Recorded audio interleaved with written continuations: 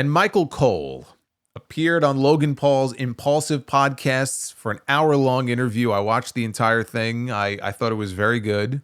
You could tell he's having a lot more fun with his job now than he did in his first 25 years there. I know that he re-signed with the company last year, but he revealed that his new contract will take him to retirement age. He's 58 now. And later in the interview, he clarified that he's got 8 years left on his deal.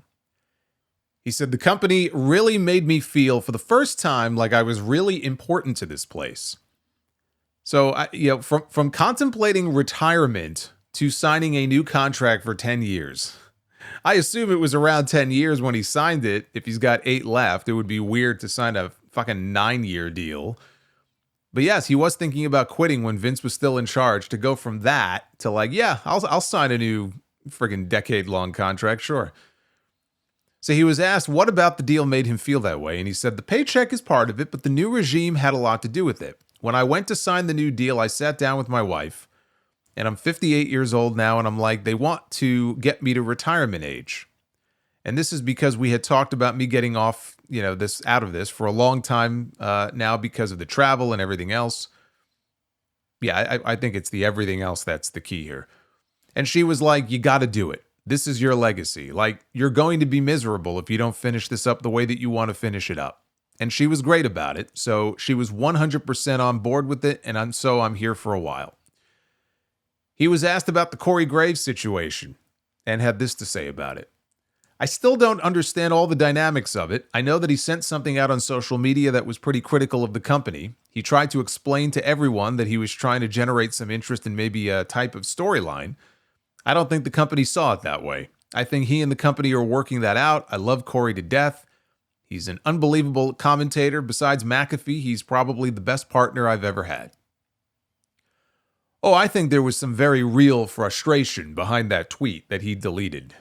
And I think it's very telling that they did not call on Corey to fill in for Joe Tessitore a couple weeks ago when he missed SmackDown. They called on Vic Joseph.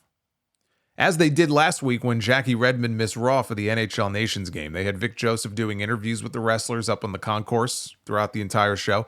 It may have just been during the ad breaks. But Vic filling in for Joe and not Corey, I think, was very telling. He also spoke about Vince McMahon and how things in the company have been since his departure. And he also admitted that he was a puppet for Vince for many years, and that's how the fans looked at him. But he said, listen, I will never, ever disparage Vince McMahon. He's got his personal issues and whatnot. From a professional standpoint, I will never disparage the man. I would not be where I am today without Vince. He gave me everything. I'll never disparage the man, but Vince was very heavy-handed. It was his company, his sandbox, whatever he wanted. So I was never really able to break out and be myself, with the exception of a little bit of a heel run that I had over a decade ago. But when Vince left and Paul came in and was in charge, Triple H, he really changed things. Then we brought in Lee Fitting, who came from ESPN. Lee coming from ESPN, where the talent is the announcer. He came here and said, I don't understand why our guys at the desk are not bigger and have bigger personas and aren't as respected as the people in the ring. What Lee and Paul have allowed us to do is bring our personalities out, and you're seeing the real Michael Cole now. Professionally, sure, Vince did a lot for him, so I'm not surprised by his answer. But he went out of his way to make sure that he said professionally, I will never disparage Vince McMahon, and here's why. And this is why things are different now. His way of saying that Vince micromanaged everything was saying that he was very heavy-handed, which we already knew, right? People have said that. People that have done commentary have said that. I mean, there's videos. I don't know where they are now, but like over the years, I'm going back to like SmackDown in 2003, for example. And you would get these satellite videos that would pop up from the satellite feed, didn't air on TV. And you couldn't hear Vince. You couldn't hear who was in his ear, but you would hear Cole on commentary. And I can't remember what the circumstances were. There was one video, Vince was lacing into him about something. And JBL has been filling in for Bruce Pritchard on his podcast now for several months. And there was a clip going around recently where he was talking about Cole and how Vince McMahon went off on him once. Like, there's so many stories about that. And it's amazing he lasted as long as he did, either because he didn't get run off or that Vince didn't get tired of him. I mean, the turnover with so many people in this company, announcers, writers, is astronomical over the years. How Michael Cole survived in that spot for so long is a credit to him. Obviously, Vince saw something in him that he didn't with other people, and he survived a hell of a lot longer than people I think thought he would when he first came into the company. But he also talked about the evolution of WWE, and he said something that, and I take issue with this, and this just made me shake my head. He's not wrong in a lot of what he's saying here, but there's one part in particular that really got on my nerves. He said, we're a storytelling entity first. We're not professional wrestling anymore. We haven't been for many years. We are an entertainment product, and we need stories so our fans can emotionally invest in our characters.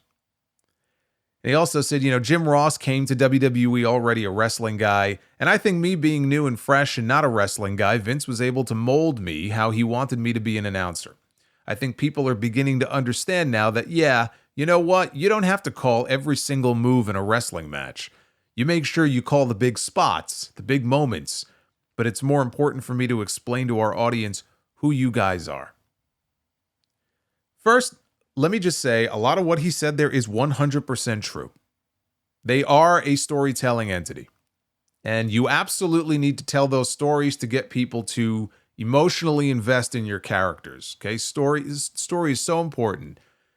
And you don't have to call the name of every single move. Jim Ross said it once, like, it's not radio. It's TV. People can see what's going on. It's a little bit different if you're a radio announcer, right? You have to give these details. People can't see what's going on. On television, it's different. You don't have to go all in on that. But Michael Cole is clearly still Vince-pilled. Vince McMahon, for as much as he grew up around the wrestling business, and he will go down as the most successful pro wrestling promoter of all time, it has to aggravate the shit out of him that people would still call him that. A professional wrestling promoter, right? I'm sure he just must hate that. Because he has spent his entire adult life outside of trying to fuck anything in a skirt. He has spent his entire adult life trying to differentiate his product from everyone else's.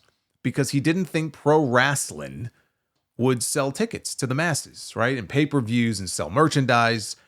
It's like wrestling became a dirty word to him, even though it was in the name of the company still. They shied away from it so much. And I'm not even saying he's totally wrong. Like, if you wanted to bring wrestling more into the mainstream, right, you focus more on some stuff, you focus less on other stuff, play stuff up, play stuff down. Where I take issue with this is that pro wrestling, we don't do pro wrestling anymore. We're not a pro wrestling company anymore. Pro wrestling has always been about the personalities and the stories. You could take it all the way back to the advent of TV and Gorgeous George, right? That man was ahead of his time. Go to the 70s, Dusty Rhodes and superstar Billy Graham, other territories into the 80s outside of his own, the Road Warriors, the Four Horsemen, Sting, the Evil Russians, right? The stories they were doing in Mid-South, JYD being blinded and not being able to see his baby girl, the Freebirds and the Von Erichs. Like, I hate this idea that we're not professional wrestling anymore. We're a storytelling company, as if they were never a storytelling company. As if they weren't telling stories on their shows 25 years ago, 30 years ago. Like, this is some kind of new era that they ushered in with the Bloodline.